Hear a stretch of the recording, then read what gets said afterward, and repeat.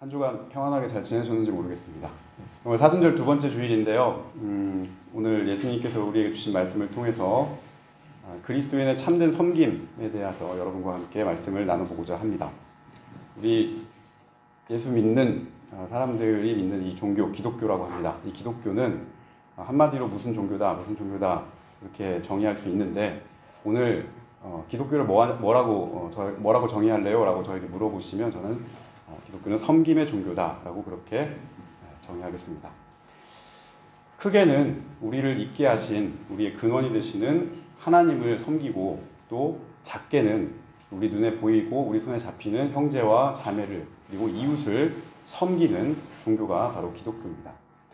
섬긴다라고 하는 원래 말에는 내가 상대에게 봉사한다, 마치 내가 예배를 드리듯이 상대를 섬긴다, 상대를 존중한다, 그런 의미가 담겨져 있습니다. 한마디로 섬김은 내 이웃에게, 내 형제의 얼굴에서, 그 사람의 모습에서 우리가 믿고 따르는 하나님의 얼굴, 하나님의 모습을 보고 마치 그 이웃을 하나님을 대하듯이, 내가 하나님을 섬기듯이 내가 사랑으로 모시고 품으라 라고 하는 그 뜻입니다. 그런데 참 이 섬긴다는 게 말은 참 좋지만, 과연 우리가 이 예수님의 뜻을 따라서, 말씀을 따라서 얼마나 그 섬김을 우리의 실행으로 옮기는지 한번 되돌아볼 일입니다. 오늘 현재 무수한 사람들이 예수님을 그리스도로 고백하고 나의 구원자시고 또 메시아시고 구주이시고 라고 그렇게 고백을 하고, 어디 가서 나도 그리스도인입니다, 기독교인입니다 라고 그렇게 이야기를 하고 살아갑니다. 그런데 이 복음의 정수라고 할 수 있는, 핵심이라고 할 수 있는 예수님의 이 섬김의 길을 얼마나 잘 따르고 잘 실천하고 있는지는 한번 물어봐야 될 것 같습니다. 말과 행동이 그만큼 차이가 있고 괴리가 있으면 언제나 부패가 있기 마련이고, 그 행동의 차이, 그 괴리감을 정당화하기 마련입니다. 그래서 자기의 잘 못하는 약한 부분들을 감추고 그것을 정당화하기 위해서 자꾸 다른 말을 덧붙여서 그것을 만들어가곤 하죠. 한 개인도 그럴 수 있고, 또 교회도 그럴 수 있고, 종교도 그럴 수 있습니다. 그렇게 종교가 곪고 사갔을 때 그 종교가 항상 바깥에서, 내부에서 비판과 공격을 받기 마련입니다. 그렇게 역사가 흘러왔고, 그렇게 한 번씩 곪고 터질 때가 됐을 때 크게 밭가리를 하듯이 이렇게 물갈이가 됐던 게 역사의 흐름이죠. 교회가 그렇게 흘러왔습니다. 오늘 안타깝게도 설교자가 보기에는 지금의 한국 교회가 그런 시기에 가깝지 않나, 그런 역사의 시점에 서 있지 않나, 그런 생각을 해봅니다. 마태복음이 전체가 총 28장입니다. 총 28장인데 그 중에 오늘 본문의 위치가 20장에 있습니다. 그러니까 후반부로 갈수록, 복음서는 후반부로 갈수록 예수님의 십자가에 가까워지는데, 이 20장에 있다는 얘기는 이 본문이 예수님의 십자가와 굉장히 맞닿아 있는 본문이라는 것을 우리가 알 수가 있습니다. 예수님께서 처음에 공생애를 시작했던 지역은 북쪽에 있는 갈릴리였습니다. 이 갈릴리 지역에서 처음에 사역을 시작하셔서 점점 밑으로 내려오셨습니다. 남쪽에 있는 예루살렘까지 가시게 되는데, 그 북쪽에서 남쪽으로 가는 여정에 예수님께서 여러 가지 사역들을 하셨습니다. 기적을 베풀어서 사람들을 치료도 하셨고, 또 이 땅에 하나님 나라가 임할 것을 선포하시기도 하셨습니다. 하나님 나라가 예수님의 복음의 핵심입니다. 이 복음의 핵심 가운데 하나님 나라가 과연 어떤 나라인가, 이것을 사람들에게 말을 하고 그 나라의 백성으로, 그 나라의 일꾼으로 살 것을, 그리고 주님께서 말씀을 하셨죠. 하나님 나라는 예수님이 이 땅에 오심으로 인해서 이 땅에 이미 임한 나라이지만 그 나라는 아직 완성되지 않은 나라입니다.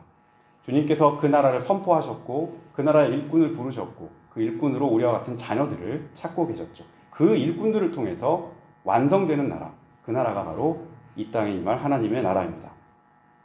예수님께서 선포하신 그 하나님의 나라가 복음의 핵심인데, 그 나라는 우리가 지난주에 함께 봤던 그 마귀의 유혹에서 나왔던 세상 권세를 따르는 나라가 아닙니다. 마귀가 천하를 호령하는 그 권세를 너에게 주겠다, 나에게 절하라, 내가 그것을 다 네 손에 주겠다라고 그렇게 얘기했지만 예수님께서 거기에 숙이지 않으셨던 것처럼, 하나님께서 원하시는 나라는 그런 세상 권세와 힘으로, 무력으로 통치하고 다스리는 그런 나라가 아닙니다. 세상의 방식으로 운영되는 나라가 아니라 세상 가운데 있으나 세상의 질서를 따르지 않는 나라입니다. 예수님께서 그것을 이 땅에 오셔서 친히 보여주셨습니다. 하나님 나라가 어떤 나라인가? 하늘나라가 어떤 나라인가? 그 마음에 어린아이와 같은 순수한 믿음으로 하나님께 나아가는 사람, 그 사람이 하나님 나라에 가까운 사람입니다. 보잘것없어 보이는 사람을 외면하지 않고 그 보잘것없어 보이는 사람을 실족하게 하지 않는 나라, 실족하게 할 수 없는 나라, 실족하게 하면 연자맷돌을 목에 걸고 차라리 바다에 빠지라고 그랬죠, 주님께서.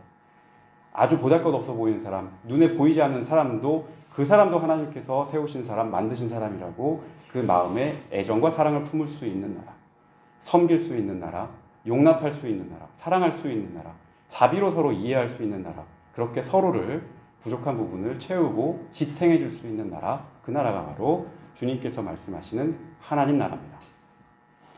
복음에는 이러한 가치가 담겨져 있습니다. 이 가치를 가지고 살아가는 사람들을 복음의 자녀라 부르고 그리스도인이라 부릅니다.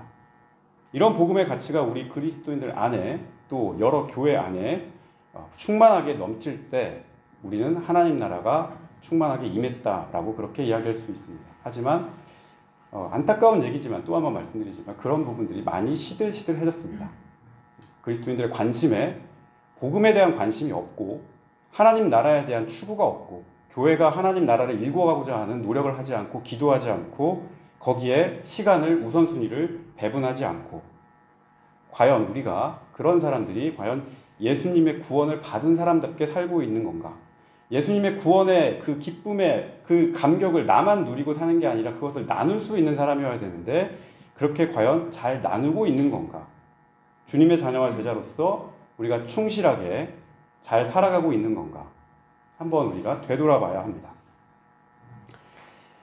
사실 오늘 본문에도 예수님의 뜻을 잘 이해하지 못하고 내 편할 대로 주님을 오해하는 그런 모습이 등장합니다.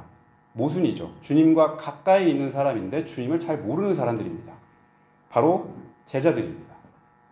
이 예수님의 제자들은 물리적으로, 육체적으로 주님과 가까운 사람들이었고 주님의 기적을 봤던 사람들이고 주님이 어떤 말씀을 하는지를 옆에서 봤던 사람들입니다. 그런데 이 사람들이 오히려 주님의 뜻을 제일 모르는 사람들입니다. 주님의 뜻을 자기의 머릿속에 굴려서 자기 입속대로, 자기 편할 대로 계산해서 주님을 이용하는 사람들의 모습이 바로 제자들의 모습입니다. 하루는 세베대라고 하는 사람의 두 아들이 있었는데 이 두 아들의 이름이 야고보와 요한입니다. 야고보와 요한의 어머니가 예수님을 찾아와서 예수님께 청을 하나 합니다. 야고보와 요한은 베드로 못지않게 예수님의 매우 가까이에 있었던 제자입니다. 측근 중에 측근이었습니다. 예수님께서 산에 올라가서 아주 신령한 모습으로 변하는 그런 장면이 나타났는데요. 그때 예수님과 함께 동행했던 제자가 3명이었습니다. 베드로, 야고보, 요한이었습니다. 그 예수님의 모세와 엘리야와 같이 대화를 하시면서 그 자리에서 아주 영험한 모습으로 바뀌는 그 자리에도 이 두 제자가 있었습니다. 또 훗날 예수님께서 겟세마네 동산에서 마지막 최후의 기도를 하실 때 그때 함께 했던 제자도 야고보와 요한이었습니다. 그만큼 예수님과 가까이에 있었고 예수님 가까이에서 주님을 모셨고 밖에서 보면 외부에서 바라보면 참 주님과 참 가까운 사람들이구나. 주님 옆에서 잘 보좌하는 사람들이구나. 측근이구나. 복심이구나. 그렇게 여겨질 법한 사람들이었습니다. 그런데 이 사람들이 예수님을 따라다니긴 따라다녔는데 예수님의 뜻이 무엇인지, 그분이 어느 방향으로 가려고 하는지, 그분이 지금 가고자 하는 길이 무엇인지 이 부분에 대해서는 전혀 생각이 없고 예수님의 몇 번을 이렇게 갈 거다, 내가 가는 길이 이렇다라고 순환을 예고를 하셨음에도 그것을 전혀 받아들이지 않았습니다. 사자성어로 이걸 동상이몽이라고 하죠. 동상이몽. 같은 상을 바라보고 있지만 다른 꿈을 꾸고 있는 겁니다. 그리고 예루살렘에 점점 가까워지면 가까워질수록 이 제자들이 감춰놨던 본심을 드러내고 말았습니다. 이 사람들의 본심이 오늘 성경에 나타났습니다. 그 본심이 무엇이었습니까? 높아짐입니다. 권좌에 대한 욕심입니다. 내가 높은 자리에 올라가서 주님을 모시겠다라고 하는 자기의 상승입니다. 그래서 어머니를 대동해서 청탁을 넣고 있는 겁니다. 예수님께 나와서 주님, 영광의 자리에 오르시면 오른쪽에는 이 아들을, 왼쪽에는 이 아들을 앉혀주시기를 바랍니다. 그렇게 청탁을 합니다. 20절과 21절에 그렇게 간청을 합니다. 물론 부모님이, 어머니가 자식이 잘 되기를 바라는 마음으로 그렇게 했겠죠. 근데 그 마음은 진심일 겁니다. 자식 잘 되기를 바라는 마음으로 부모가 그렇게 간청하는 그 마음 자체를 뭐라고 할 수는 없습니다. 그 마음 자체를 누가 탓할 수 있겠습니까? 근데 말씀을 읽다 보면 참 아쉽습니다. 그 간절함은 간절함이고 애당초 방향 자체가 잘못되었기 때문입니다. 이 사람들이 지금 간절하게 뭔가 원하고 있지만 그 방향 자체가 주님의 뜻과 주님의 의도와 주님의 길과 전혀 맞지 않는 쪽으로 거기에서 열심을 내고 있는 겁니다. 오히려 이런 모습을 본 예수님의 심정이 어땠을까를 생각을 해봅니다. 그토록 많은 기적을 보여주고 그토록 많은 비유를 통해서 주님 나라를 얘기했고 그렇게 동고동락했고 많은 부분들에 대해서 십자가를 져야 한다. 사흘 만에 살아날 것이다를 몇 번이고 얘기를 했지만 그렇게 예고를 수없이 했음에도 불구하고 내 옆에 있는 사람조차 제자들이라고 하는 사람조차 여전히 세상의 질서와 세상의 방법에 중심을 두고 기준을 두고 예수를 도구로 쓰려고 하는구나. 이것을 보게 됐으니까요. 예수님께서 그 안타까운 마음을 담아서 다시 되묻습니다. 22절 말씀에 이렇게 말씀합니다. 우리 한번 같이 22절 말씀 읽겠습니다. 시작. 예수께서 대답하여 이르시되 너희는 너희가 구하는 것을 알지 못하는도다. 내가 마시려는 잔을 너희가 마실 수 있느냐? 그들이 말하되 할 수 있나이다. 지금 잘 보시면 예수님께서는 지금 제자들이 구하는 게 뭔지를 잘 알고 계셨습니다. 제자들은 높은 자리 달라는 게 이 사람들이 구하는 바람이었어요. 그런데 제자들은 예수님께서 뭘 원하시는지를 전혀 모르고 있습니다. 이게 두 개가 서로 엇갈리고 있는 겁니다. 주님께서 지금 제자들에게 너희는 내가 마실 수 있는 잔을 너희들도 마실 수 있느냐라고 그렇게 되물으셨습니다. 주님의 잔이 무엇인가요? 그냥 물잔, 술잔, 음료수잔 그런 쉽게 한 잔 딱 마실 수 있는 그런 잔인가요? 주님의 잔이 무엇입니까? 바로 십자가입니다. 너희는 내가 받는 잔을 받을 수 있느냐? 내가 지는 십자가 너희들도 질 수 있느냐? 이 질문입니다. 묵묵히 세상 죄를 다 짊어지고 모든 사람의 죄를 사하기 위한 그 대속의 길과 말없이 희생하고 다 짊어질 수 있는 그 사랑의 길을 주님께서 지금 가시려고 하는 와중인데 가시기 직전인데 과연 너희들 내가 가는 길 제자인 너희들도 갈 수 있느냐? 내가 받는 잔, 내가 받는 세례 너희도 받을 수 있느냐? 지금 그걸 묻고 계신 겁니다. 자기를 희생함으로써 죄인과 같은 연약한 사람들을 채워줄 수 있고 대신 메워줄 수 있는 그 길 너희들이 내가 없어도 할 수 있겠느냐? 그렇게 그리스도의 사랑을 전할 수 있겠느냐? 본을 보일 수 있겠느냐? 이 질문을 담아서 내가 받는 잔을 너희가 받을 수 있겠느냐라고 질문하신 겁니다. 근데 제자들은 거기에 대한 생각이 전혀 없고 아무 생각이 없고 그냥 주님 따라가시는 그 잔이라 생각하고 식사 자리에 나오는 그 잔이라 생각을 했는지 낼름 받아 먹겠습니다. 받겠습니다. 자신 있게 그렇게 대답을 합니다. 예수님의 이 질문은 사실 굉장히 무서운 질문이고 두려운 질문이고 대답을 선택하기 어려운 질문입니다. 십자가의 의미를 우리가 잘 안다면 그것을 짊어지고 살아가는 희생의 가치를 우리가 잘 안다면 결코 쉽게 할 수 있습니다라고 답할 수 있는 그런 질문이 아닙니다. 그런데 야고보와 요한은 이 질문에 대해서 너무도 쉽게 할 수 있다고 그렇게 대답을 합니다. 이 대답은 훗날 거짓말로 판명이 됐습니다. 할 수 있긴 뭘 할 수 있습니까? 예수님의 말귀를 전혀 이해하지 못한 그런 대답이었습니다. 그냥 근거 없이 할 수 있을 것 같다는 그 자신감으로 주님께 나아갔을 뿐입니다. 정작 주님께서 땀방울이 핏방울로 바뀔 때 그렇게 기도하고 있을 때 제자들은 그때 뭐 하고 있었습니까? 뒤에 가서 잠자고 있었습니다. 주님께서 군병들한테 잡히셨을 때 제자들 뭐 했습니까? 다 도망갔습니다. 십자가에 달리셨을 때 제자들 뭐 했습니까? 지들도 잡힐까봐 무서워가지고 벌벌 떨어서 숨었습니다. 가장 가까이에 있다고 하는 사람들이 정말 중요한 순간에는 가장 멀리 안 보이는 곳에 자기를 은신하고, 복음서를 읽어보면 대본 하나 안 나오고 대사 하나 안 나오고 배역 하나 나오지 않는 여인들이 십자가 자리에 주님을 지키는 모습 우리가 볼 수 있지 않습니까? 결정적인 순간에 주님 곁에 있었던 사람들이 누구인가? 제자들입니다. 아니면 이름 없던 그 여인들이었는가? 먼저 된 것 같아 보였으나 사실은 꼴찌였고, 나중된 것 같았으나 사실은 그 사람들이 으뜸이었던 겁니다. 성경이 자세하게 말하진 않지만 그 장면 하나를 통해서 그 역전과 역설을 가감없이 보여줍니다. 주님의 뜻과 방향을 알고서 주님을 따라갔더라면 주님께서 내가 받는 잔을 너희도 받을 수 있느냐 이 질문에 쉽게 예 라고 답하지 못했을 겁니다. 그 질문의 무게를 알았더라면 쉽게 할 수 있습니다 라고 근거 없는 자신감을 내비치지 않았을 겁니다.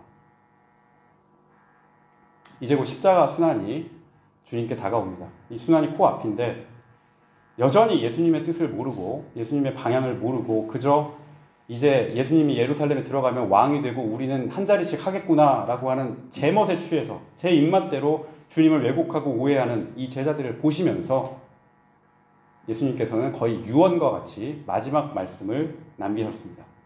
26절과 27절의 말씀이 그 말씀입니다.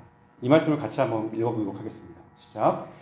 너희 중에는 그렇지 않아야 하나니 너희 중에 누구든지 크고자 하는 자는 너희를 섬기는 자가 되고 너희 중에 누구든지 으뜸이 되고자 하는 자는 너희의 종이 되어야 하리라.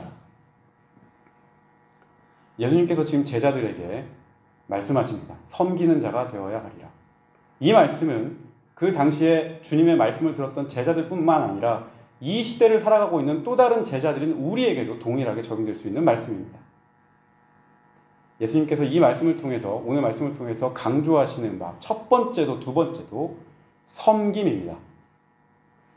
입으로는 주님의 뜻대로 주님의 나라를 위해서 주님의 사랑을 전하며 주님의 은혜를 누리며 입으로는 우리가 얘기할 수 있는데 그 속으로는, 그 중심에는 여전히 세상의 방식대로 살아가려고 하는 이 부족한 제자들과 같은 영혼들을 향해서 주님께서는 섬겨라, 낮아져라, 타인의 종이 될 정도로 그를 밑에 들어가서 그를 받들어라, 겸손히 행하라, 그렇게 말씀하십니다.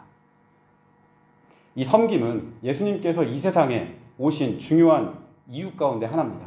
예수님은 섬기러 이 세상에 오셨습니다.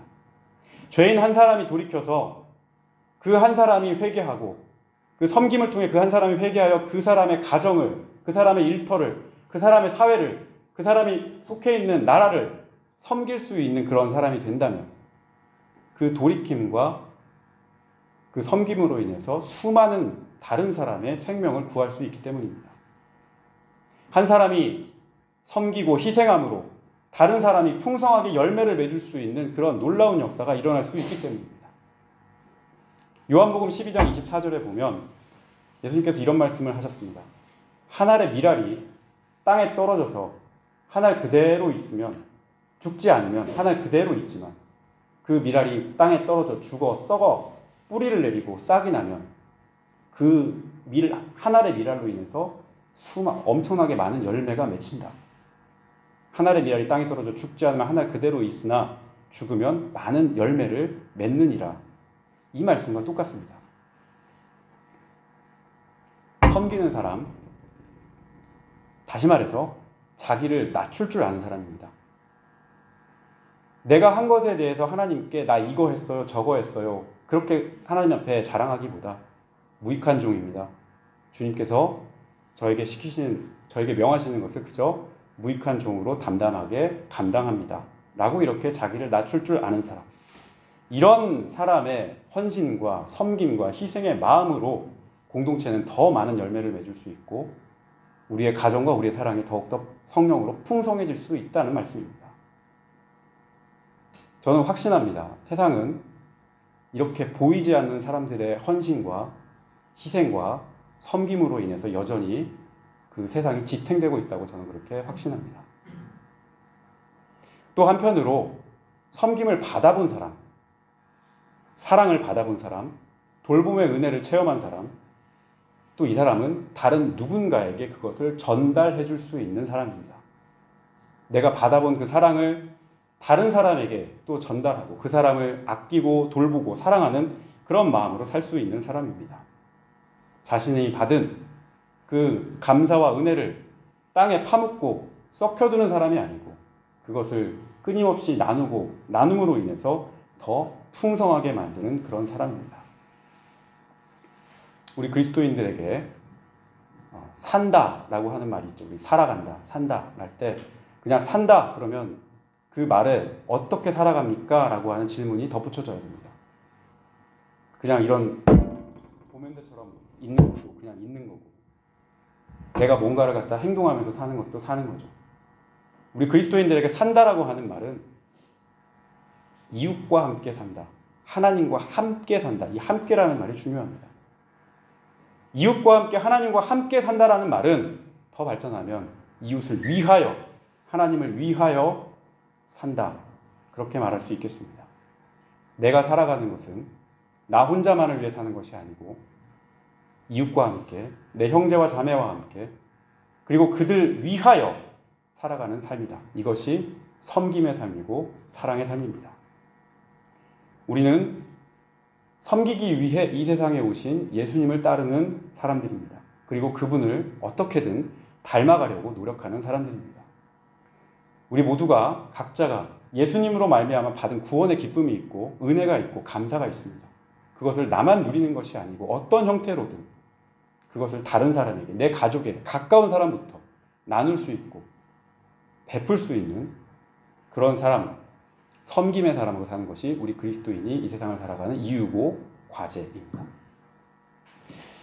오늘 말씀 맺으려 하는데 오늘 말씀이 우리 성도 여러분에게 또 저 자신에게 어떤 죄의식을 죄책감을 막 자극하는 그런 설교가 아니기를 바랍니다. 또 이런 말씀을 들으면 아유 또 윤리교사 같은 그런 말씀을 하시네 마치 바리새인같이 그렇게 말씀하시네 이런 죽어있는 말씀으로 듣지 않으시길 바랍니다.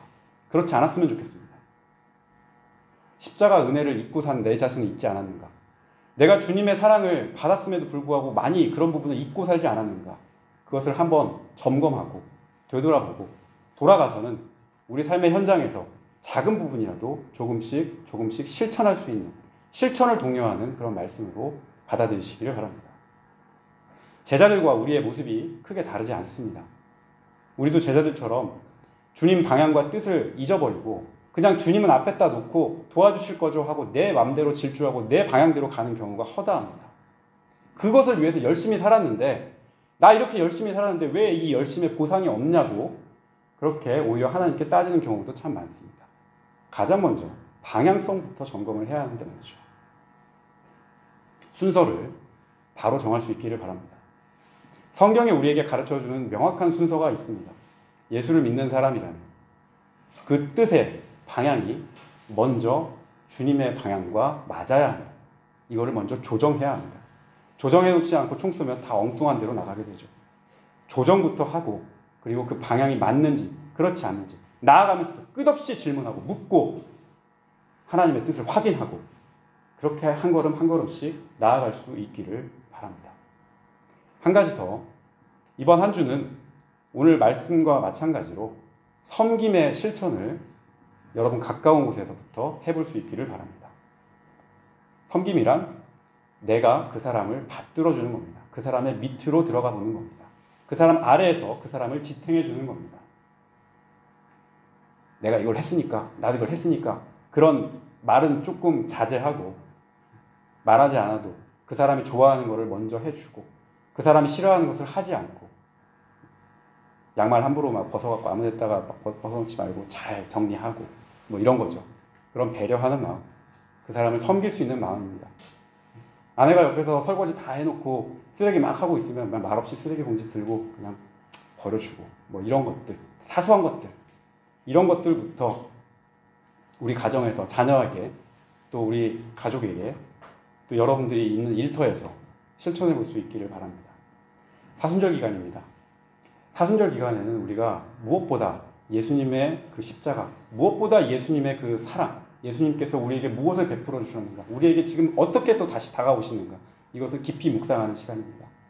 예수님의 그 십자가 사랑 받은 거 거기에 안주하지 마시고 잃어버리셨다면 말씀을 통해서 다시 회복할 수 있기를 바랍니다.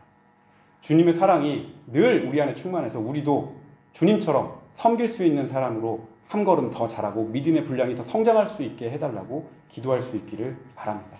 그런 실천과 행동을 통해서 믿음이 더욱더 깊어지고 그리스도의 인격에 더 가까운 그런 사람들로 바뀔 줄 믿습니다. 한 주 한 날 여러분에게 이런 은혜가 충만히 임할 수 있기를 예수님의 이름으로 간절히 부탁드립니다.